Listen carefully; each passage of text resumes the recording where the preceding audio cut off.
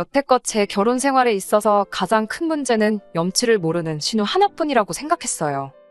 그런데 그건 저만의 착각이었습니다.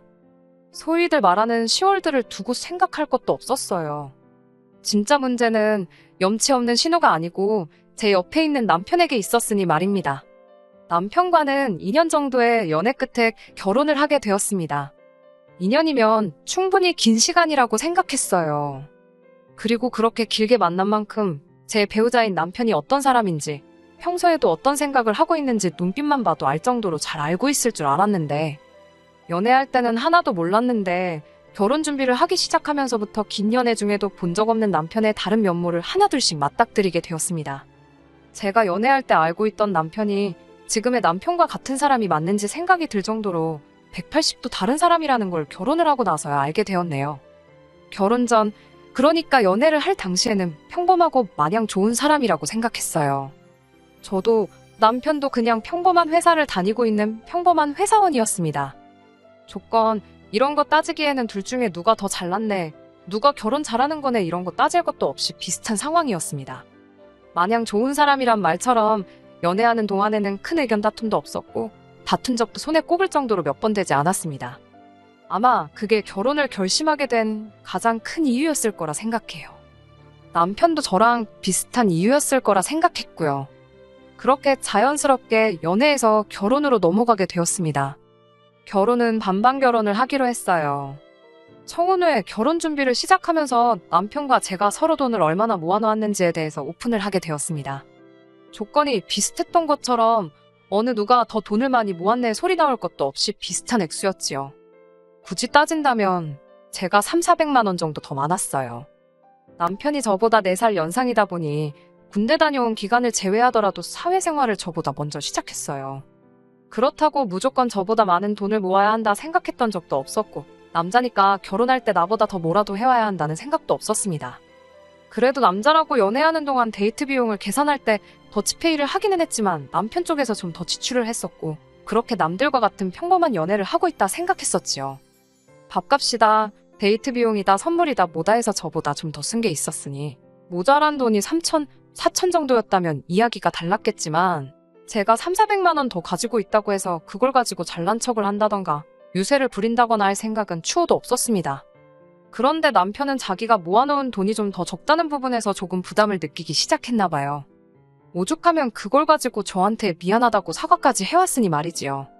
저는 아무래도 상관없다, 액수차가 큰 것도 아닌데 그럴 수도 있는 거 아니냐 하고 몇 번이나 말을 했지만 남편 귀에는 들어오질 않았던 것 같아요. 어떻게 보면 염치가 있다고 하겠지만 사실 그 이후부터 결혼식장에 들어갈 때까지 이 얼마 안 되는 돈 때문에 고생을 좀 하게 되었어요. 결혼 준비 시작부터 본식 날까지 7개월 정도의 기간이 걸렸는데, 결혼식장에 신부 입장하는 그 순간까지 둘이 만나면서 나오는 비용에 대해 칼같이 계산을 하기 시작했습니다. 앞서 말씀드린 대로 남편이 연애하던 시기에는 더치페이를 하긴 했지만 조금이나마 더 비용을 부담하려고 했었어요. 그런데 이제 와서 정확하게 계산하는 게 서운하다, 뭐 그런 이야기를 하려는 게 아닙니다. 남편의 칼같은 계산이 이따금씩 도를 지나치고 있다는 느낌을 받기 시작했거든요. 밥 먹다가도 제가 사이다 하나라도 시키면 계산할 때가 돼서 먹은 건 정확히 절반을 계산하더라도 제가 시킨 음료수에 대한 부분은 칼같이 제가 계산을 하게 했어요. 너 때문에 돈이 더 나왔으니 음료수 값은 너가 내라, 이런 식이었지요. 그러다가는 언젠가부터 남편은 같이 밥을 먹으러 가면 다른 거 볼 것도 없이 메뉴에서 가장 싼 음식을 주문해서 먹기 시작했습니다. 급기야는 데이트 약속이라도 있으면 식사는 집 근처에서 국수 같은 걸로 간단하게 때우려 들질 않나? 나중에 가서는 집에서 밥 먹고 나오라고 할 때도 있었어요. 데이트하는 동안도 원래 돈을 펑펑 쓰거나 하는 사람은 아니었지만 그래도 저런 모습을 처음 봤으니 적응이 되지 않더라고요. 둘이 식사해봐야 얼마나 나온다고 그러냐고 한번 다툰 적도 있었습니다. 당시 남편은 그게 자격지심이라는 걸 인정하지 않으면서도 계속 결혼할 때 저보다 돈을 덜 가지고 오는 게 마음에 걸려서 그러는 거라는 대답만 계속했지요. 막상 저는 아무 신경도 안 쓰는데 자기가 괜히 찔려서 그러는 게 자격지심 아니겠나요?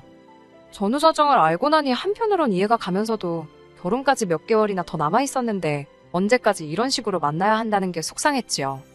외식이야 결혼하고도 언제든지 할 수 있는 거지만 연애할 때랑 결혼하고 나서는 또 다른 이야기잖아요.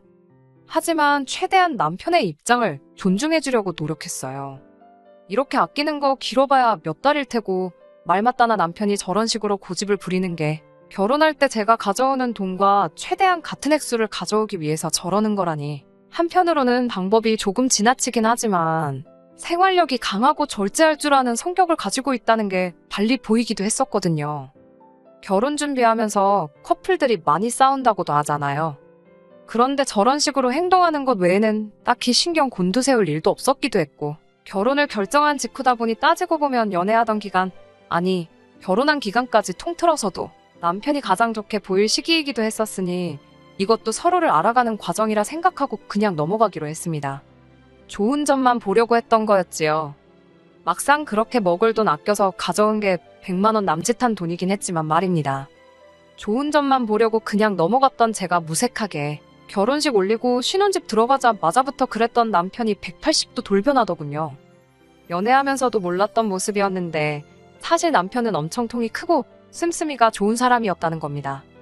연애할 때도 저보다 돈을 조금 더 쓰긴 했지만 돈을 펑펑 쓰거나 하는 사람은 아니었었거든요. 특히 결혼 직전에 먹을 돈 아껴가며 긴축하는 모습을 보여줬으니 통이 그 정도로 큰 사람이라는 사실은 전혀 눈치를 채지 못했지요. 자기가 열심히 일해서 번 돈 어떻게 쓰던지 제가 관여할 것도 없고 못 쓰게 할 수도 없는 것이지만 남편의 지출 중 대부분이 남편의 가족, 특히나 신우를 위해 쓰는 돈이 엄청 많았던 거예요. 생각해보면 저보다 경력이 길었던 만큼 월급도 조금 더 많았던 남편이었는데 아무리 생각해도 모아놓은 돈이 저보다 적었던 데에는 다 이유가 있었던 건데 말이에요. 제가 그렇다고 허리띠 졸라매가며 돈을 모으고 하던 사람도 아니고 할 거 다 하고 쓸 거 다 쓰면서 살아왔으니, 그런데도 불구하고 제가 남편이 모아놓은 돈보다 조금 더 모았던 그 이유가 다른 게 아니고 신우에게 돈을 퍼다 날르느라 그렇게 된 거라고는 정말 생각조차 해보지 못한 일이거든요. 신우 또한 연애하는 동안 결혼 준비할 때 한두 번 만난 게 전부였고 남편이 저한테 따로 언급조차 했던 적이 없어서 그냥 대면대면한 사이구나 그렇게 생각을 하고 있었는데 그게 아니었습니다. 신우가 손아래 신우였다면 차라리 어떻게든 이해를 해보려 했을 텐데 그것도 아니었습니다.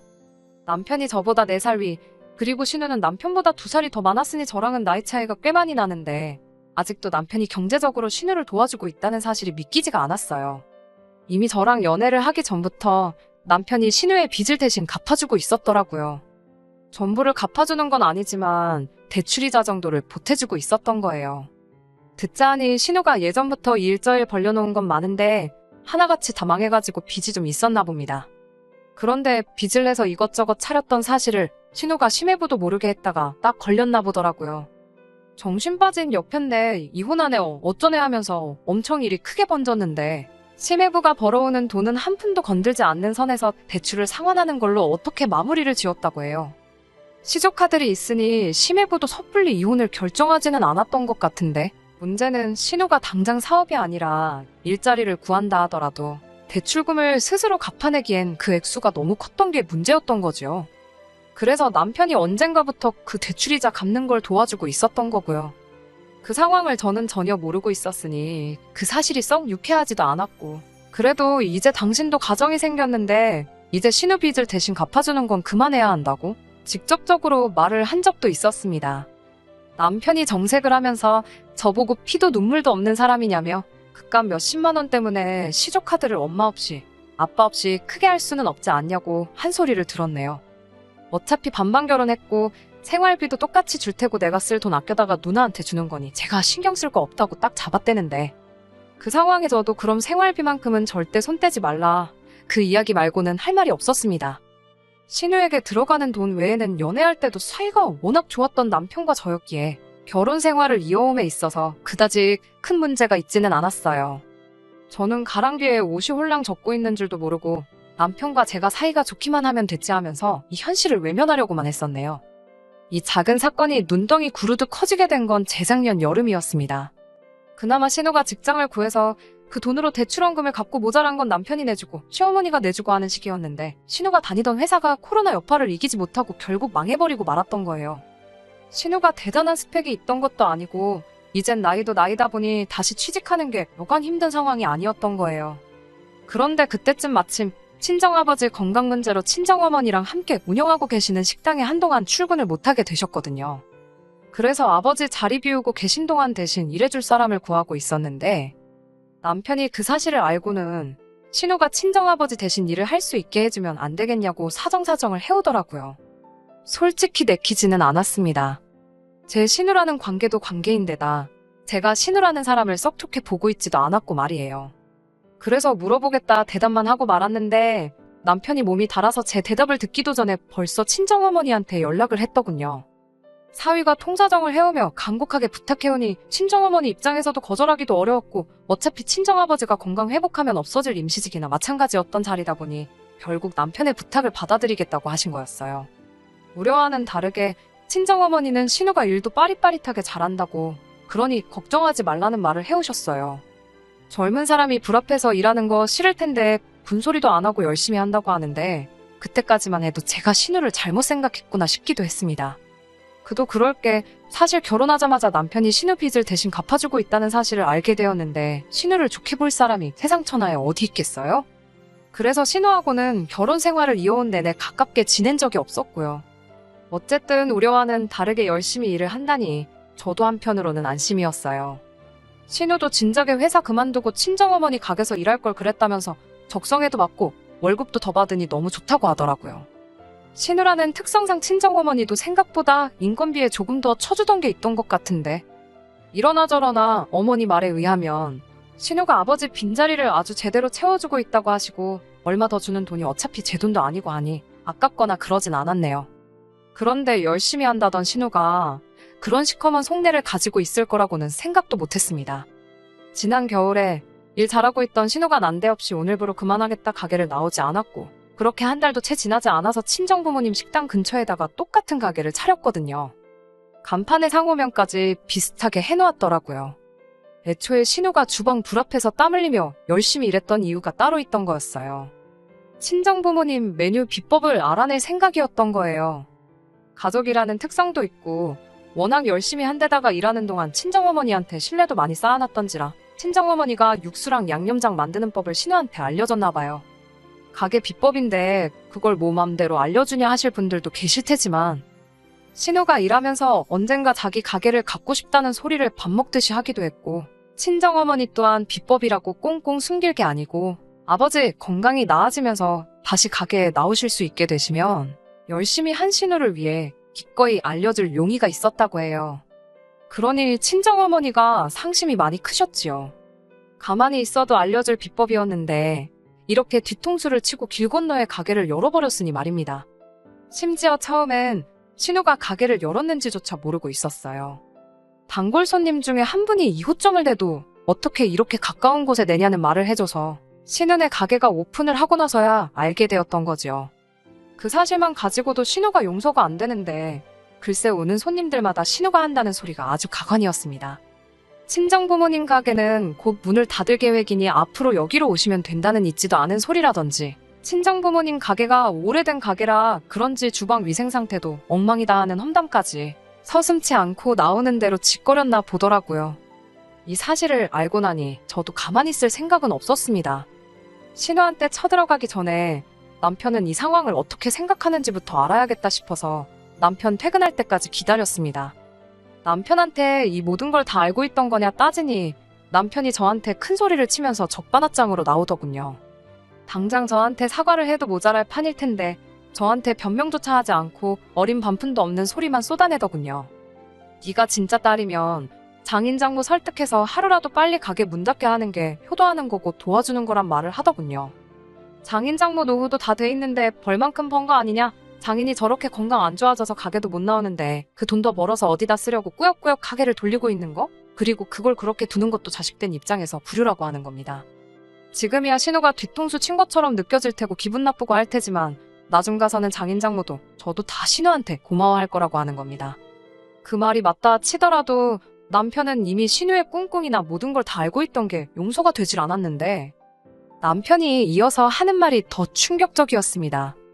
신우 가게 차리는 돈, 거기에 자기가 결혼하고 나서부터 모아놓은 돈도 시부모 은퇴자금도 다 들어갔다는 거예요. 그러니 저도 두 발 벗고 나서서 친정부모님이 이참에 가게 문 닫게 설득 좀 하라고 하는 겁니다. 괜히 같은 음식 파는데 괜히 두 집이 있으면 수입이 반밖에 되지 않겠느냐며 빨리 우리도 투자금 회수하고 그러려면 제가 하루라도 더 빠르게 움직여야 한다는 소리를 하더군요. 연애하는 동안에 보여준 계산 확실한 모습은 온데간데 없고 그저 자기 가족들 잘 되기 위해서라면 처가가 어떻게 돼도 상관이 없다는 모습을 보여주니 오만정이 다 떨어지더군요. 남편 돈이 얼마나 들어갔던 간에 어차피 반반 결혼했고 결혼 후에도 서로 벌어온 돈 관리는 각자 알아서 하고 있었으니 그냥 이대로 갈라서 버리자고 이혼하자고 했습니다. 남편은 거기서도 악다구니를 쓰더군요. 저보고 착각을 해도 아주 단단히 하고 있다고. 시설도 훨씬 좋고 깔끔한 신우가게가 바로 길 건너에서 똑같은 음식을 파는데 상식적으로 누가 더 잘 되겠냐면서 말입니다. 자신감 넘치는 남편을 뒤로하고 저희는 정식으로 이혼 절차를 밟게 되었습니다. 애초에 신우빚 대신 갚아주고 있다는 사실을 알았을 때 확실히 짚고 넘어갔어야 했을 걸 아는 후회가 몰려오더라고요. 그 액수가 몇십만 원에 불과하고 생활비 제대로 주고 각자 번 돈 알아서 관리하는데 뭐가 문제겠냐며 넘어갈 게 아니고 말이죠. 현재는 숙려기간 중이고 친정아버지가 아직 완전히 괜찮아지신 게 아니라 주말에는 제가 나가서 도와드리고 있고 영업시간도 줄어드는 상태예요. 신우 가게는 장사가 잘 되는 듯 싶고 그만큼 저희 부모님 가게는 손님이 줄었지요. 친정어머니는 손님이 많이 줄었으니 회사 일 때문에도 힘들 텐데 제가 굳이 와서 도와줄 필요 없다고 하시는데 후회가 남는 결혼 생활도 생활이지만 어떻게든 저 인간만도 못한 자식들한테 한 방 먹여주고 싶은 생각뿐이네요. 1년 반 만에 다시 찾아뵙게 되었습니다. 신우가 친정부모님 비법 빼돌려서 길 건너에 가게 차린 사연 보냈던 쓰니입니다. 이렇게 다시 사연을 보내게 된 이유는 결론부터 말씀드리자면 좋은 소식 전해드리려고 이렇게 후기를 보내게 되었습니다. 가게 손님도 줄어들어 혼자서도 운영이 된다고 하셔서 저도 언젠가부터 주말에 도와드리러 가지 않게 되었어요. 남편과 신우한테 복수하는 상상도 하긴 했는데 워낙 제3도 바쁘기도 해서 그냥 넘어가게 되더라고요. 아무튼 그러던 와중에 2달 정도 지나고 나서 친정어머니한테서 연락이 왔어요. 아무래도 주말에 나오던 거 다시 나와줘야겠다고 하셨습니다. 제가 속상할까봐 친정어머니도 더 이상 저한테 가게 이야기를 하지 않으셨는데 무슨 일인가 해서 퇴근하고 가게에 들렀었어요. 얼마 전까지 텅텅 비어버린 가게였던 모습이 무색하게 예전만큼, 아니 예전보다 더 바쁜 것처럼 가게가 분주하게 돌아가고 있었습니다. 장사 끝나고 나서야 이게 어떻게 된 거냐고 친정어머니한테 물어봤더니 일단 처음에는 단골 손님들이 다시 돌아오기 시작했다고 하더라고요. 같은 음식인데도 불구하고 거기서 먹는 거랑 차이가 있는 것 같다고요. 자세한 내막을 알고 나니 왜 그렇게 된 건지 딱 알겠더군요. 친정부모님 가게가 뭐 방송에 소개되고 타지에서 사람들이 찾아와 먹고 하는 그런 대박집은 아니었어요. 그냥 동네에 어딜 가나 있을 법한 오래된 맛집이었지요. 일단 매번 오시는 손님들은 친정부모님 손맛도 손맛이지만 가게에서 느껴지는 가족 같은 분위기가 좋아서 오시는 분들도 많았거든요. 그런데 신혼의 가게는 그런 걸 못했던 것 같아요. 음식 비법도 비법이지만 동네에서 장사하면서 동네 사람들하고 좋은 관계를 맺으며 장사하는 비법도 있었을 텐데 신혼은 음식 비법만 훔쳐가고 영업하는 비법은 훔쳐가지 못했던 거죠. 거기에 단골 손님들이 돌아오면서 신우가 곧 다들 가게다, 위생 상태가 더러운 가게다 하는 게 다 거짓말이었다는 사실을 많은 사람들이 알게 되었습니다. 그러면서 신우가 비법을 훔쳐다가 길 건너에 가게를 차린 파렴치한 행동을 했다는 것까지 다 알게 되었지요. 거기에 그 소문이 소문을 타고 온 동네방네 퍼지게 되었고 급기야는 근처에 있는 다른 동네까지 퍼지게 되었다는 거예요. 그런데 또 다른 동네 사람들한테는 이 신우의 막장짓거리가 오히려 홍보 효과가 돼버린 거예요. 얼마나 맛있으면 신우가 비법을 훔쳐다가 가게를 차릴 정도냐, 이런 식으로 아예 친정부모님 가게를 와보지 않은 손님들의 호기심까지 자극해버린 거였지요. 아무튼 그 소문 덕분에 신우네 가게도 잠시나마 인산인해를 이루긴 했던 것 같아요. 멀리서 찾아온 손님들은 많은데 친정부모님 가게가 규모가 그렇게 크지도 않으니 기다리기 싫어하는 사람들은 다 신우네 가게로 몰렸다고 하더라고요. 그런데 그런 손님들이 신우네 가게만 다녀간 게 아니라 나름 어디가 진짜 맛집인지 가려보겠다며 결국엔 2군데를 다 오며 가며 하다 그 수많은 손님 중 대부분이 신우네 가게가 아니라 친정부모님 가게를 선택하기 시작되었던 거죠. 그러다 또 그게 입소문을 타고 그래서 신우가 비법 훔쳐 가게 차린 파렴치한 행동이 오히려 전화위복이 되어서 이제는 입소문을 타고 타 지역에서도 손님들이 찾아와 줄을 서서 먹을 정도의 대박집이 되어버린 겁니다. 여기서 끝이 아니에요. 동네 손님은 물론이고 타 지역에서 오는 손님들마저 다 빼앗겨버린 신은의 가게는 점점 더 자금 사정이 안 좋아지기 시작해 얼마 전에 문을 닫게 되었다는 겁니다.